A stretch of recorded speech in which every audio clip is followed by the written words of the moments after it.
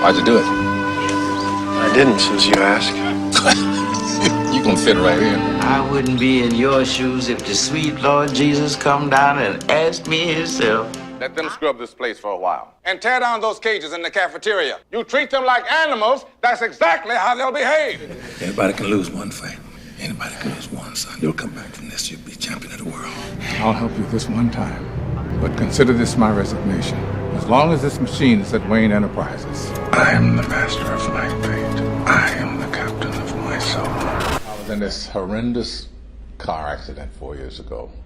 I don't know what happened. I passed out, I went to sleep, but I left the highway and the car just rolled and rolled. I was pretty much left side of me torn to pieces. And the upshot of that, of course, is a paralyzed left hand. It's just literally, I can't use it. All right, folks, let's talk about the legend himself, Morgan Freeman. You know him, you love him, and his voice is basically the soundtrack to your life at this point. This Academy Award-winning actor is literally everywhere in American cinema. And get this, he's not just a household name. His movies have raked in over $4 billion. Yeah, you heard that right. He's sitting pretty at number 2 on the list of worldwide top-grossing actors. Move over, folks. Freeman's in the building. He can win an election, but can he run a country? Not even one day on the job and they're after you. It's a legitimate question. With a voice that could sail sand in the desert. There are those of us who like to venture to the unexplored, to see the beauty in the strange and unknown. Those of us who go out there with a sense of wonder. Morgan Freeman brings not just emotional depth to his roles, but a dash of subtle humor and a whole lot of versatility that makes him one of the most respected icons of his generation. What I saw was an actor with a God-given sense of timing, perfect ear for nuance. This great man that I've been fortunate to know and call a friend for 29 years now. He lives on the same patch of land in Mississippi that his grandparents worked. Sails his own boat by himself to the Bahamas, flies his own plane by himself around the country. Morgan Freeman is very much his own man. He now has his own motion picture production company. It's called Revelation Entertainment. Revelation's motto is enlighten, express heart, glorify the human experience. Well, my friend, not only is that what you've been doing your whole career, but in my humble opinion, that is who you are. I'm proud to know you and proud to honor you. You know, some folks cheekily say he's the real deal Holyfield. I mean, God himself. It's a wonderful thing. No matter how filthy something gets, you can always clean it right up. With that buttery voice that seems to narrate everything, from penguins waddling in the wild to, well, the big man upstairs. It's like he was born to play the part. Who are you? I'm the one, creator of the heavens and the earth, Alpha and Omega. I'm God. And get this, most of us only know him as the venerable silver fox he is today, not hitting the big time until his 50s. How the hell can you talk about posturing lot when you're all the time bent over kissing posterior down at the school board? Morgan Freeman is a man whose career is nothing short of legendary. We're talking about 5 decades of greatness here. This guy's not just collecting awards, he's practically got a trophy room for an Academy Award, a Golden Globe, and a Screen Actors Guild Award. And the actor goes to Morgan Freeman. Oh, and did I mention he was even up for a Tony? But it doesn't stop there. The Kennedy Center honored him in 2008. He snagged the AFI Life Achievement Award in 2011. And the Cecil B. DeMille Award followed in 2012. By 2018, they couldn't resist giving him the Screen Actors Guild Life Achievement Award. Ladies and gentlemen, it is my pleasure to present the Screen Actors Guild Life Achievement Award to my buddy, Morgan Freeman. Is it any wonder he's considered one of the greatest actors to ever grace the screen?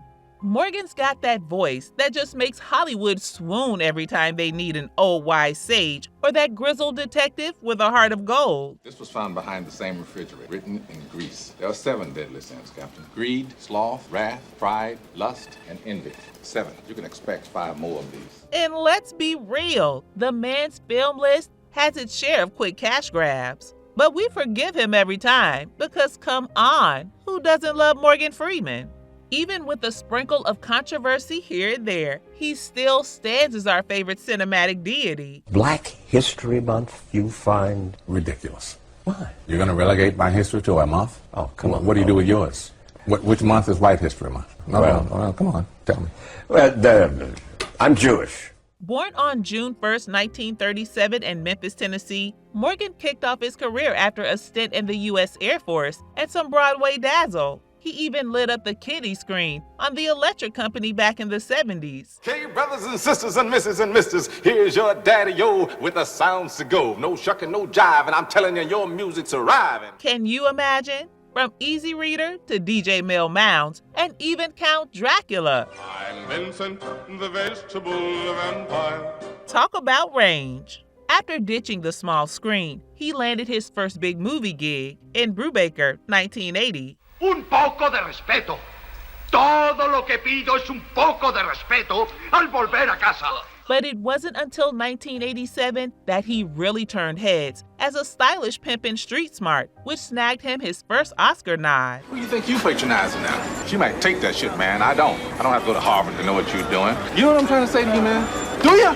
Critics like Pauline Kael couldn't get enough of him. And just when you thought he couldn't top that, Morgan owned the late 80s with his iconic roles. A tough civil sergeant in Glory. What are you? So full of hate you just want to go out and fight everybody because you've been whipped and chased by hounds. Well, that might not be living, but it sure as hell ain't dying. A charming chauffeur in Driving Miss Daisy. Miss Daisy, you needs a chauffeur. Lord knows I needs a job. So why don't we just leave it like that? Hello, Oscar nod and Golden Globe win. And the tough love school principal, Joe Louis Clark in Lean on Me. They said this school was dead, like the cemetery it's built on. But we call our East Side teams ghosts, don't we? By 52, everyone knew his name. But funny enough, he soon started playing retirees. She's not going to move to a farm in those hills. She's kissed them all with her tongue. She's a walking venereal disease. Chase. Forever sealing his fate as cinema's beloved grandpa. There's no young Morgan Freeman in our minds, just the legendary figure whose presence is as comforting as a warm blanket. Isn't that just something? Back in the day, he even gave directions on the Waze app. Well, look at all that traffic. I told you not to get on this freeway. Yeah, sorry. But don't apologize to me. Apologize to yourself. It's no wonder your ass is single. Can you believe it? His voice became so iconic. Steven Spielberg spoofed it in The War of the Worlds. From the moment the invaders arrived, breathed our air, ate, and drank, they were doomed. And yes, he voiced Neil Armstrong, because why not? Morgan even played God and boldly claimed, "So if I believe in God, and I do, it's because I think I'm God." Fast forward and Morgan's rolling through Hollywood, picking roles that are all about the vibe rather than the box office. He had his ups with smashes like Seven and The Shawshank Redemption. Well, now let me see. I don't have any idea what that means. Hello, Oscar nod. And some downs with those forgettable flops. Ever heard of The Contract? Is this yours? By the way, if anything happens to Ray Keane or his son, I'll be coming after you. Depend on it. Didn't think so. He snagged his long overdue Oscar with $1 Million Baby. Everybody can lose one fight. Anybody can lose one, son. You'll come back from this. You'll be champion of the world. I want to thank everybody and anybody who ever had anything at all to do with the making of this picture. But I especially want to thank Clint Eastwood for giving me the opportunity to work with him again and to work with Hilary Swank. This was a labor of love. And I thank the Academy. I thank you so very much. But then slipped into that classic post-Oscar haze, popping up in a mishmash of thrillers and action flicks that even die-hard fans struggle to remember. From voice of reason to voice of GPS, Morgan's done it all. But let's be real, some of those later movies, definitely just for the paycheck. Despite a few less than stellar roles, Freeman remains a titan in Hollywood, scooping up Lifetime Achievement Awards left and right. But here's where it gets juicy. In 2018, the lid was blown off with allegations from 8 women accusing him of sexual harassment. Some of the women accused Freeman of unwanted touching and making public comments about women's clothing or bodies. Freeman's response? A classic non-apology apology. I apologize to anyone who felt uncomfortable or disrespected. That was never my intent. Really, Morgan? That's the best you can do? Well, not exactly. This morning, Morgan Freeman is fighting back, his attorney demanding a retraction from CNN, which first reported 8 accusations of sexual harassment against the Oscar-winning actor last week.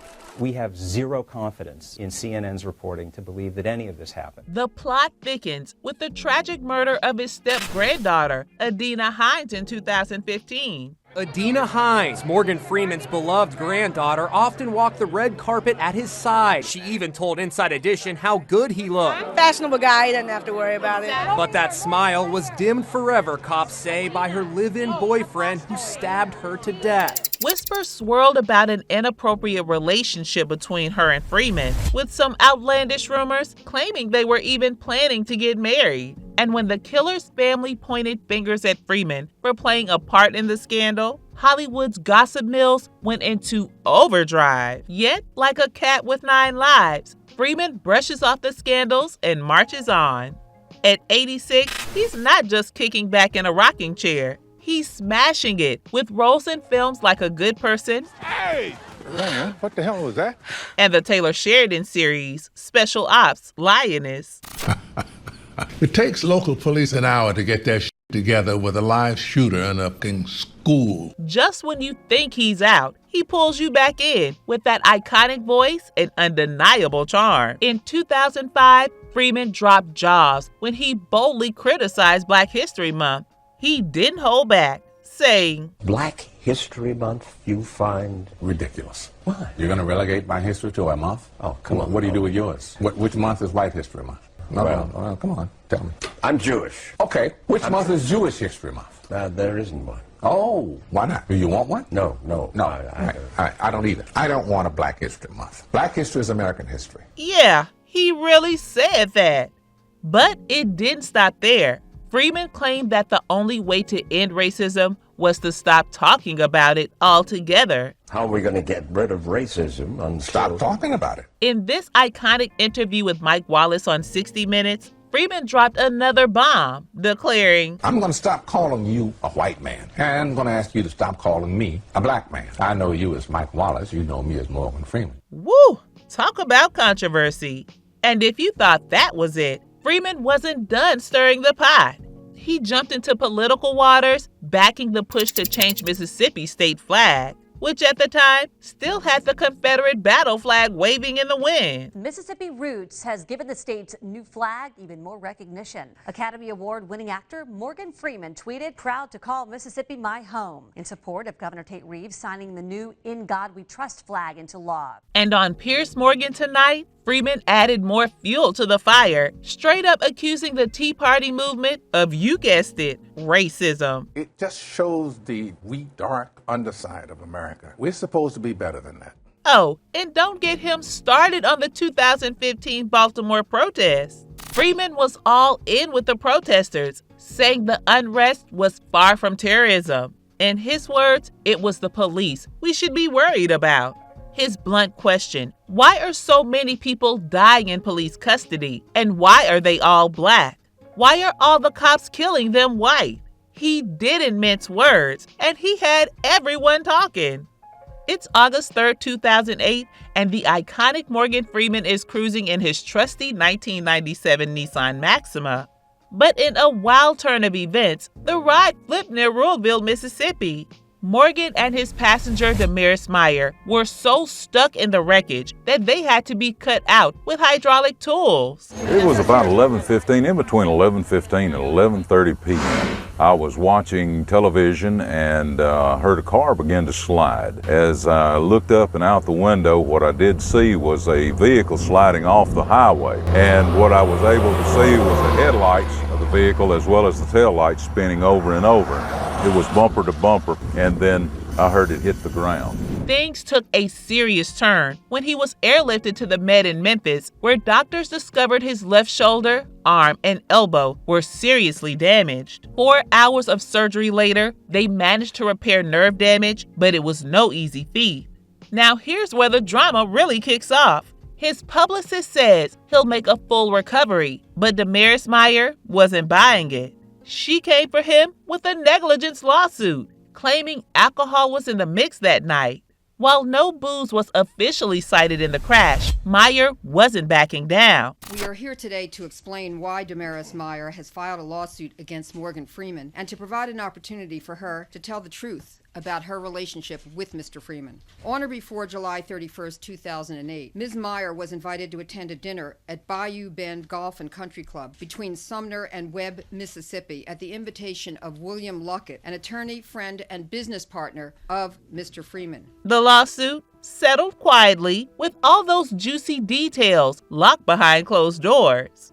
Oh, and as if the whole ordeal wasn't enough, Freeman now battles fibromyalgia, sporting a compression glove like a real-life superhero just to keep the blood flow in check. This story's got it all: Hollywood royalty, lawsuits, drama, and a comeback tale you can't make up. But Freeman isn't just about controversial statements and drama, he's also about making a difference. In 2004, he stepped up for the people of Grenada after Hurricane Ivan, co-founding the Grenada Relief Fund, which eventually evolved into Planet Now, an organization focused on hurricane preparedness. Morgan's success and influence were put to good use. In 2004, he helped form the Grenada Relief Fund to help aid those affected by Hurricane Ivan. And because that wasn't enough, in 2014, Freeman narrated the powerful clip "What's Possible" at the United Nations Climate Summit. Yep, Morgan Freeman saving the world one cause at a time. And bees? Oh, he's got that covered too. After learning about the honeybee crisis, Freeman didn't just tweet about it. Nah, he went big and turned his entire 124-acre ranch into a bee sanctuary, complete with 26 hives. The renowned actor has since moved to a small village in Mississippi, where he enjoys over 100 acres of land, tends to his bees as part of a conservation effort, and also lives out his childhood dream of piloting. That's how you go from Hollywood legend to environmental hero. Now, let's talk about personal life. Freeman's been married twice, first to Jeanette Adair Bradshaw and then to Myrna Colley Lee, with both marriages eventually ending. Freeman has 4 children and also helped raise his step-granddaughter, Adina Hines, who tragically was murdered in New York City in 2015, a devastating chapter in his life. These days, Freeman splits his time between his homes in Mississippi and New York City, with the net worth estimated to be approximately $250 million as of 2024. Freeman's lifestyle is as grand as you might expect. Oh, and did I mention he's a pilot? Freeman earned his private pilot license at 65. Yes, 65, and has owned several private jets. Growing up, Morgan had a passion for acting, but dreamt of being a pilot. So, whether he's soaring in the skies, speaking out on controversial topics, or saving the bees, one thing's for sure: Morgan Freeman is always making headlines. So, spill the beans, folks. What's your favorite Morgan Freeman flick? Drop your thoughts in the comments, and let's get the gossip flowing.